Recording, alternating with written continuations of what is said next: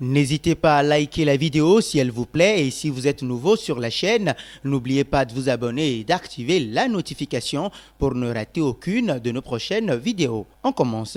Existe-t-il une rivalité plus forte que celle opposant Messi à Cristiano Ronaldo? Il faut croire que non. Le débat Cristiano Ronaldo-Lionel Messi ne finira jamais. Les fans débattent sur la question de savoir laquelle des deux superstars est le meilleur joueur depuis plus d'une décennie. Ils marchent sur l'eau et sur la planète foot et enflamment les supporters. Certains footballeurs affichent aussi clairement leur choix. Mais il semble impossible de voir un joueur du FC Barcelone choisir Cristiano Ronaldo. Cependant, la nouvelle recrue du club culé, Francisco Trincao, n'a pas hésité à écarter Lionel Messi.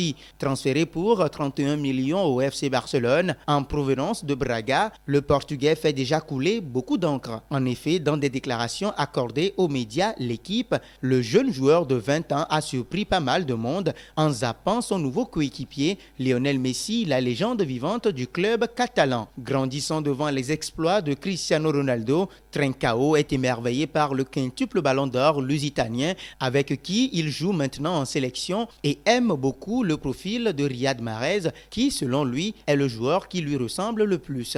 Mon idole est Cristiano Ronaldo, mais je ne peux pas oublier Neymar, un joueur que j'adore regarder. Cependant, le joueur auquel je m'identifie le plus dans ma façon de jouer est Riyad Mahrez, a lâché la pépite portugaise. Pour rappel, Trincao a disputé ses premières minutes sous les couleurs du Barça, où il a livré une belle prestation, saluée par son nouvel entraîneur. Trincao a été excellent, parfois collant la ligne, d'autres fois non. Il était en rythme quand il avait le ballon, a confié Ronald Koeman. Originaire de Viana de Castelo, une ville côtière au nord-ouest du Portugal, Francisco Trincao a commencé le football à 5 ans dans le club de sa ville natale, le Vianense. Il est alors repéré par des recruteurs du FC Porto et décide de tenter le grand saut. Alors en CM1, ses parents l'emmènent aux entraînements, mais la famille continue de vivre à Viana de Castelo. J'étais obligé de faire le voyage jusqu'à Porto 3 fois par semaine. À cet âge-là, ce n'était pas facile, avait-il expliqué en février dernier au quotidien sportif portugais Orogo, soit 2 heures de route pour effectuer l'aller-retour. Au bout de moins d'un an, son aventure à Porto s'arrête net.